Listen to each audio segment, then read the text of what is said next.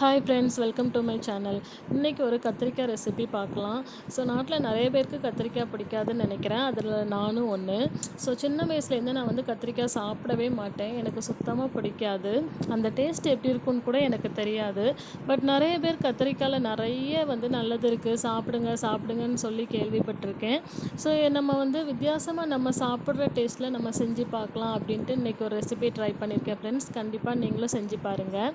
So வெங்காயம், தக்காளி, so நம்ம வந்து அல்டிமேட் எல்லா ஃபுட்டுக்குமே வந்து டேஸ்ட்டை கொடுக்குறது இந்த வெங்காயம் தக்காளி மட்டும்தான். அதுக்கப்புறம் அதை வச்சு நம்ம தக்காளி சட்னி அப்படின்றது எல்லாருக்கும் ரொம்ப ரொம்ப பிடிக்கும். ஸோ கண்டிப்பாக வந்து சின்ன குழந்தைங்கள்லேருந்து பெரிய ஆட்கள் வரைக்கும் எல்லாருக்குமே தக்காளி சட்னி ரொம்ப பிடிக்கும்.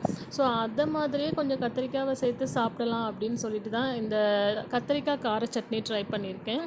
ஸோ இதில் வந்து நீங்கள் கடாயில் எண்ணெய் ஊற்றிட்டு அப்புறம் வந்து கொஞ்சம் ஒரு 5 பல் பூண்டு, நிறைய சின்ன வெங்காயம் சேர்த்துக்கோங்க. பெரிய வெங்காயத்தை விட சின்ன வெங்காயம் தான் நம்ம உடம்புக்கு குளிர்ச்சி. ஸோ ரொம்ப நல்லது. அதை சேர்த்துக்கலாம். அதுக்கப்புறமா 4-5 வரமிளகா போட்டுக்கலாம். அதுக்கப்புறமா வந்து கத்திரிக்காய் குட்டி குட்டியாக கட் பண்ணி வச்சது பிஞ்சு கத்திரிக்காவாக எடுத்துக்கோங்க. நல்ல முத்தின கத்திரிக்காய் டேஸ்ட்டு கொடுக்காது. ஸோ கொஞ்சம் பிஞ்சு கத்திரிக்காவாக எடுத்துக்கலாம். ஸோ பிஞ்சு கத்திரிக்காயில் விதை அதிகமாக இருக்காது, கொஞ்சம் ரொம்ப காரத்தன்மை இருக்காதுன்னு சொல்லுவாங்க. ஸோ அதனால் பிஞ்சு கத்திரிக்காய் எடுத்து குட்டி குட்டியாக கட் பண்ணி அதையும் சேர்த்து வதக்கிக்கலாம். அதுக்கப்புறமா தக்காளி. ஸோ தக்காளி வந்து நம்மளோட டேஸ்ட்டுக்கு தகுந்த மாதிரி நிறையா ஆட் பண்ணிக்கலாம். ஸோ இன்றைக்கி நான் வந்து ஒரு 20 சின்ன வெங்காயம், 4-5 கத்திரிக்காய், அப்புறமா தக்காளி வந்து ஒரு 3 தக்காளி நான் கட் பண்ணியிருக்கேன். ஸோ அதெல்லாம் போட்டு நல்லா வதக்கிக்கிறேன். ஸோ இப்போ வந்து கத்திரிக்காயில் வந்து நிறைய நீர்ச்சத்து இருக்குது. ஸோ நீர்ச்சத்து இருக்கிற காய்கறிகள் நம்ம என்ன சாப்பிட்டாலுமே நம்ம ஸ்கின்னுக்கு வந்து ரொம்ப வந்து நல்லது. ஸோ அதனாலவே வந்து நம்ம வந்து இதை சாப்பிடலாம் ஃபஸ்ட்டு. அதுக்கப்புறமா இதில் வந்து விட்டமின் சி, இரும்பு சத்து நிறைய இருக்குது. ஸோ நரம்புக்கு வந்து நல்ல ஒரு பலன் கொடுக்கும். ஓகேங்களா? ஸோ உங்களுக்கும் பிடிக்கலைன்னா கூட நம்மளோட உடம்பு ஆரோக்கியத்துக்காக ஒன்று நன்மையை தரதா இருக்குது அப்படின்னா கண்டிப்பாக நம்ம அதை சாப்பிடலாம். அந்த மாதிரி தான் வந்து நான் ரீசெண்டாக நிறைய ஐட்டம் வந்து நான் சாப்பிட பழகினேன்.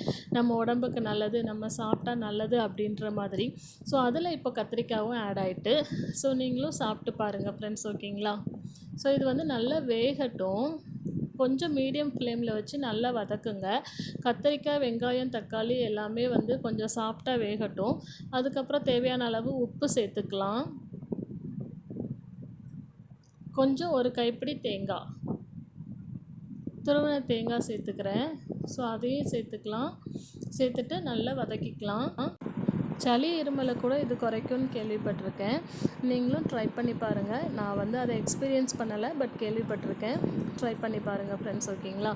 பட் அலர்ஜி இருக்கிறவங்க, ஆப்ரேஷன் பண்ணவங்க, அவங்கெல்லாம் கத்திரிக்காயை தவிர்த்திடலாம்.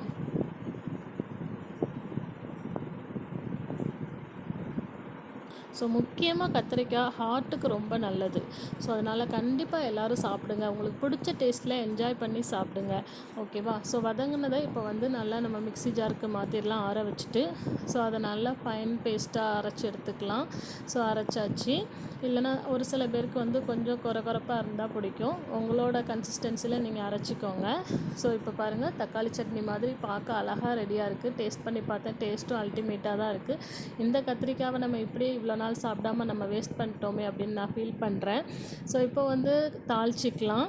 கடாயில் எண்ணெய், கடுகு, அப்புறமா குட்டி வெங்காயம் குட்டி குட்டியாக கட் பண்ணி போட்டுட்டு அதை நல்ல முருகலாக, அப்போ வந்து அந்த டேஸ்ட்டும் ஸ்மெல்லும் வந்து வேறு லெவலில் இருக்கும். ஸோ இந்த மாதிரி வெங்காயம் நான் நிறைய வீடியோவில் சொல்லியிருக்கேன்.